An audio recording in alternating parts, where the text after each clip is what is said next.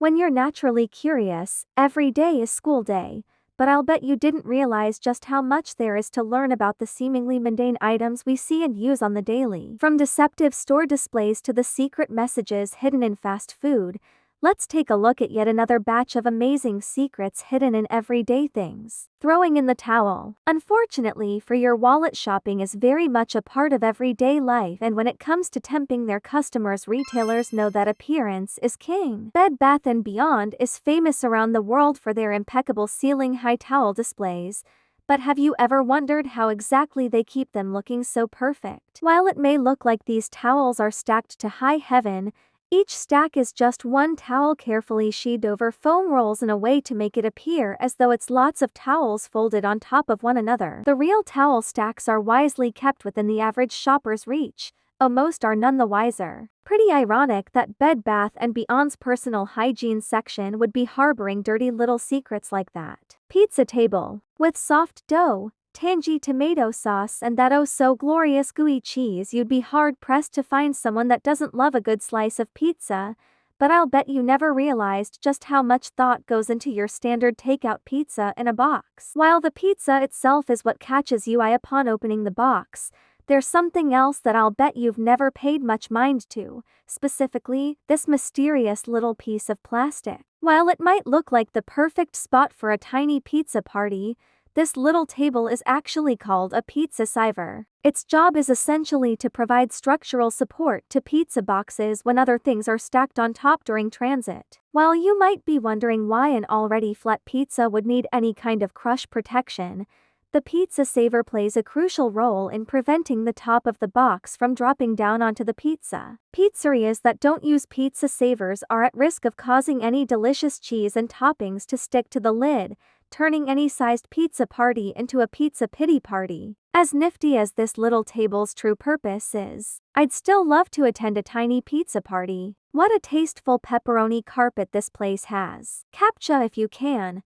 Thanks to the wonderful world of spammers, daily internet users are sure to find themselves convincing websites that they are, in fact, not a robot. This is reCAPTCHA, an online system that enables websites to differentiate between genuine human users and spam bots. On average, humans solve roughly 60 million online CAPTCHAs every single day, and you might have noticed that the questions asked by the picture puzzles seem just a little bit dumb. Select all squares with traffic lights, all images with a bus, crosswalks, taxis, the list goes on.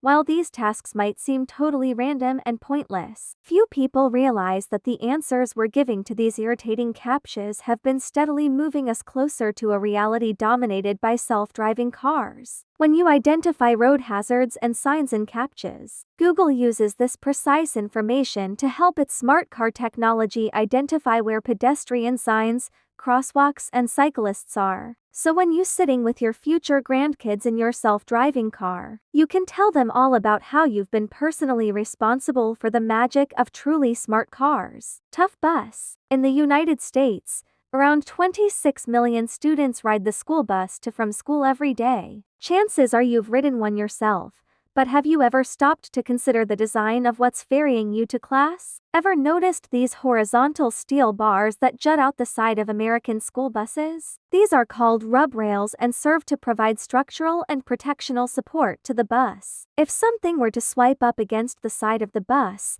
the rub rails provide additional reinforcement against the obstruction, reducing the chance of damage being done to the main body of the bus, keeping the kids inside safe from metal walls that could otherwise crumble inward. Pretty neat, huh? If like me you always just assumed those black lines were a stylistic choice, let me know in the comments.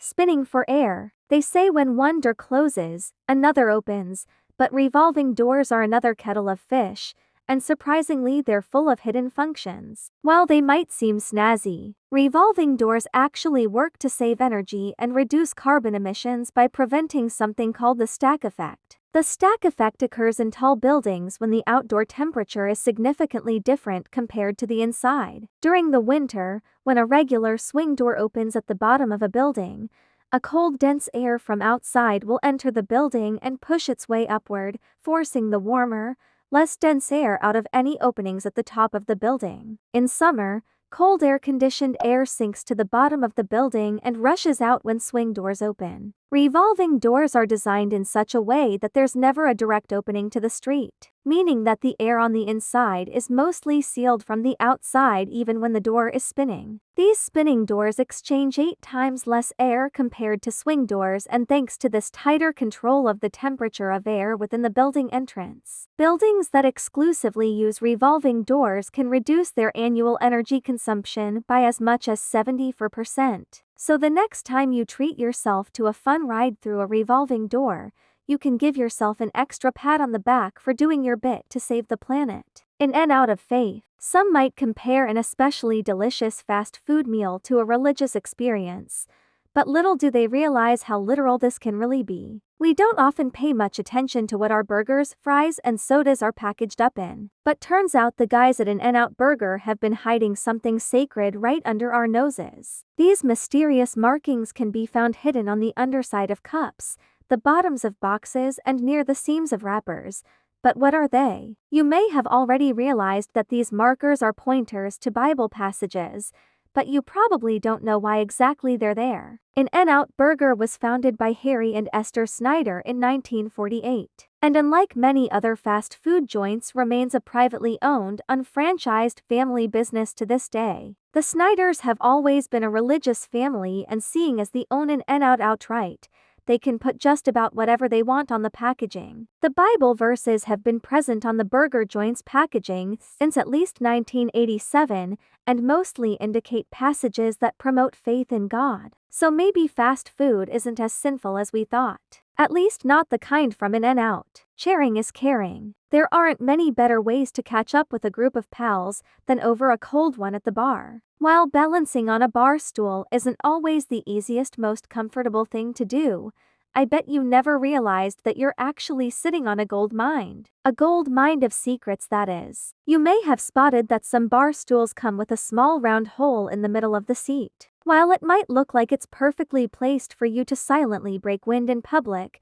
there's a lot more to it. One of the reasons for this tush hole is down to air pressure, and I don't mean backside air. If no hole was present, the chairs are more likely to get stuck when stacked because of air vacuums that form within the gap of two chairs. It can also more obviously act as a convenient hole to hook your finger into for a better grip when moving them around. Thanks to the bar stool's handy hole, the only balancing act you'll need to do is when you find yourself sitting on one. Easy street. It's easy for pedestrians to go about their daily routine without paying much attention to the sidewalks they're using, but there's some features that are essential to certain folks getting around. If you've ever noticed raised patterns like these on the ground, they aren't there for a fun change in pace. That's what's known as tactile paving, and it's designed to guide people with visual impairments through busy areas like city sidewalks and public transport stations. There are two main types of tactile paving: directional blocks and warning blocks. Directional blocks like these serve to guide those with visual impairments towards important landmarks such as train station platforms and accessible exits. Warning blocks often work in conjunction with directional blocks and can indicate a change in direction or significant landmarks such as platform edges and curbsides. And this isn't the only secret message hidden in our sidewalks. Love it or hate it,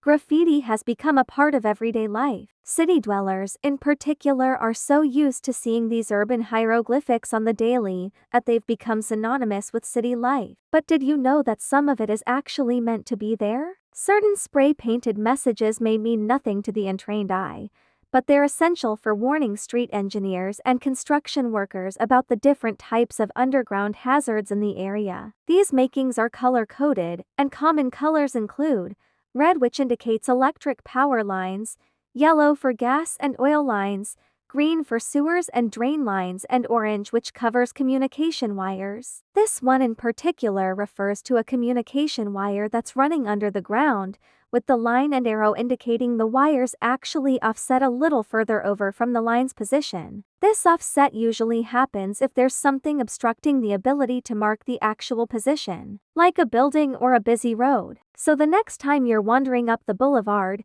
you'll know that the pavement itself is determined to make sure that everyone, both workers and civilians, are walking on easy street. Air travel is truly amazing. Because of it, It's easier than ever before to see the world and all its incredible cultures. But just because you're on a plane doesn't mean there aren't rules, and if you break them, there can be dire consequences. So, from turning off airplane mode to climbing into the overhead compartments, get ready for some things you should absolutely never do on an airplane. Enjoy watching. Let's go! Spoil shorts. My last vacation got off to a poor start.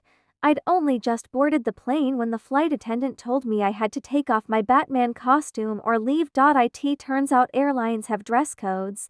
What's more, different airlines have different codes. And these can change depending on the country you're flying to.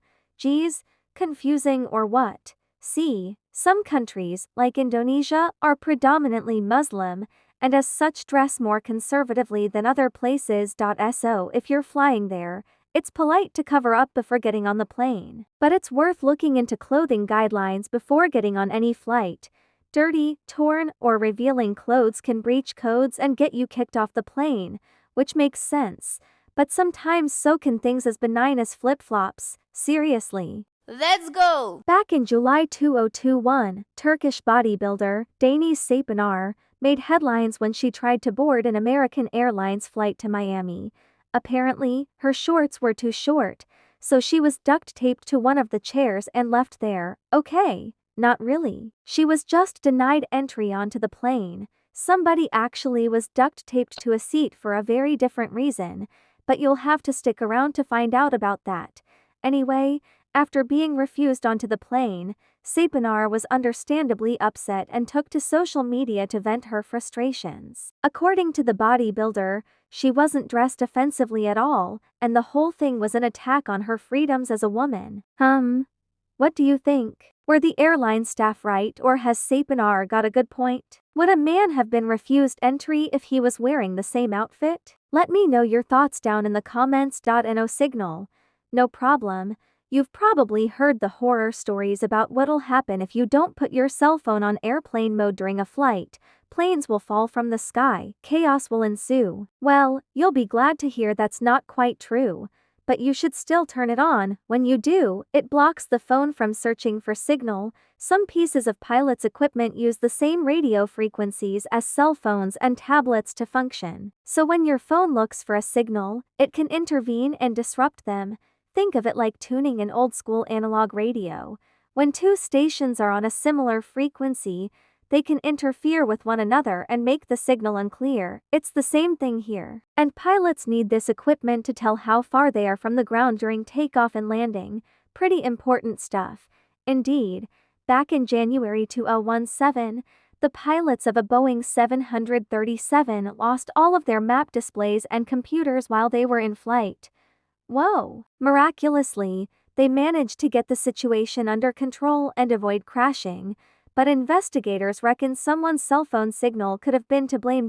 As scary as this whole thing is, no planes have ever actually crashed from cell phone interference, at least not yet. However, it's still a good idea to text your mom after the flight, not during. Hello, this is your captain speaking. Don't even think about putting that phone on airplane mode right now though.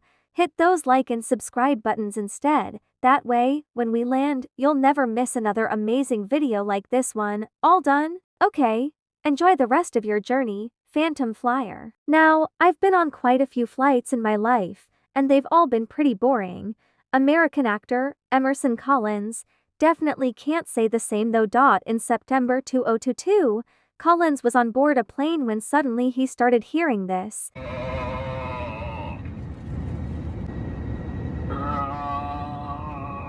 And it didn't stop there. Strange, guttural noises carried on for seemingly ages, and at one point, a flight attendant had to announce an apology.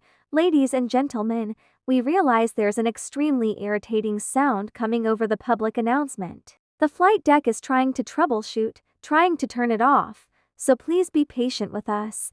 We know it's a very odd, and so what the heck is going on? Well, this wasn't the work of some high-flying ghost. Somebody had apparently hacked into the plane's POS system and was pranking everyone on board.